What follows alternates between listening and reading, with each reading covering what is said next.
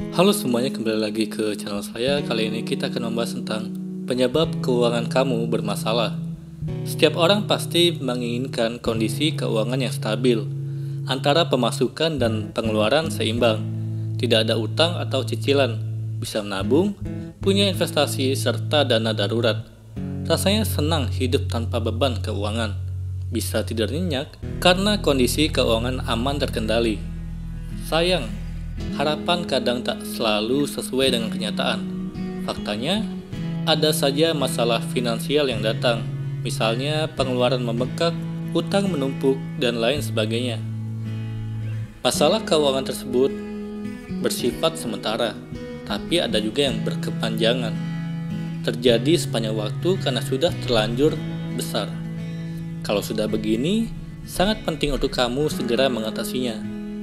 Masalah keuangan bisa menimpa siapa saja, orang tua, anak muda, yang sudah menikah, punya anak, bahkan yang masih single sekalipun. Sebetulnya apa saja penyebab dari masalah yang banyak melanda keuangan pribadi seseorang? Berikut ulasannya. Yang pertama, hidup boros. Faktor penyebab munculnya masalah keuangan paling banyak adalah terlalu konsumtif dan boros. Hasrat belanja sangat tinggi, tanpa pikir panjang, dan untuk membelanjakan sesuatu yang sebetulnya tidak terlalu mendesak, lebih memprioritaskan keinginan dibanding kebutuhan. Di sisi lain, gaya hidup ini tidak sesuai dengan kemampuan atau penghasilan. Misalnya, gaji pas-pasan, tapi senang sekali belanja. Atau gaji cuma 2 hingga 3 juta per bulan, tapi hobinya jajan kopi mahal terus. Banyak gengsi, bahkan terseret arus tren gaya hidup berlebihan. Kedua, besar pasak daripada tiang. Artinya lebih besar pengeluaran daripada penghasilan. Inilah faktor lain penyebab masalah keuangan pribadi sering terjadi. Gaji hanya 6 juta, tapi pengeluaran bisa 7 juta, bahkan 2 kali lipat lebih besar dari pemasukan.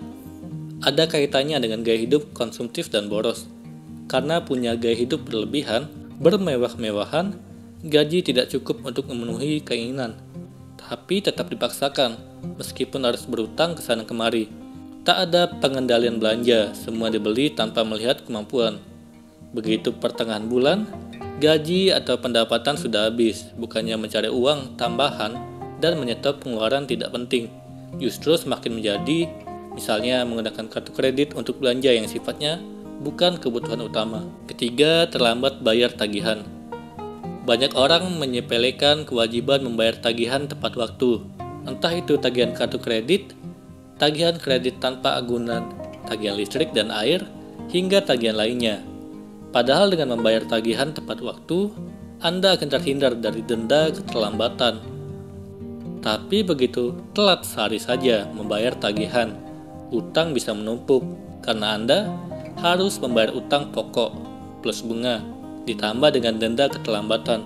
Dikalikan berapa hari keterlambatan, maka jumlah utang membesar. Alhasil, menjadi beban keuangan pribadi Anda, sehingga lama-kelamaan tidak kuat membayar dan jadi kredit macet. Aset berharga disita untuk melunasi utang. Dalam kondisi inilah, Anda akan mengalami paceklik keuangan berkepanjangan. Keempat, punya utang. Utang adalah kewajiban yang harus dibayar dan dilunasi. Utang menjadi masalah keuangan pribadi karena merupakan beban. Saat punya utang, konsekuensinya Anda harus mencicil setiap bulan, mengalokasikan anggaran untuk membayar utang-utang tersebut sampai lunas. Iya, kalau jangka waktu utang 1-3 bulan, mungkin tidak terlalu berat. Tapi begitu sudah sampai belasan atau puluhan tahun, seperti mengambil KPR, itu akan menjadi beban tersendiri. KPR termasuk utang produktif, karena meski dari utang, Anda bisa punya rumah sebagai tempat tinggal atau investasi masa depan. Yang salah adalah jika Anda mengajukan utang hanya untuk konsumtif, seperti membeli mobil yang tidak perlu. Tenornya lama pula, misalnya sampai 5 tahun.